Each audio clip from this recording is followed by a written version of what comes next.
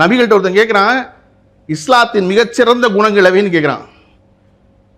கேட்டவர்கிட்ட நபிகள் சொல்றாரு, பசித்தவருக்கு உணவளிப்பதும் உமக்கு அறிமுகமானவருக்கும் அறிமுகமற்றவருக்கும் முகமன் சொல்வதே இஸ்லாத்தின் சிறந்த 2 பண்புகள்ங்கிறார்.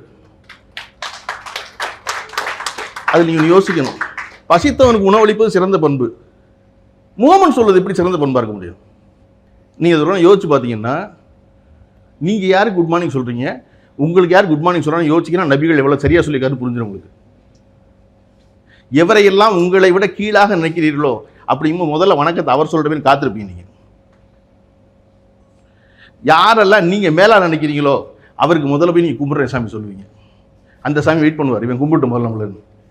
அது இருக்கக்கூடாதுங்கிறக்காக நபிகள் சொல்றாரு, அறிமுகமானவருக்கும் அறிமுகமற்றவருக்கும் முகமன் சொல். நான் முதல்ல சொல்லிடுறேன் வணக்கத்தை, நான் முதல்ல சொல்லிடுறேன், அது யாரா வேணாலும் இருந்துட்டு போறாரு அப்படிங்கிறது இல்லையா?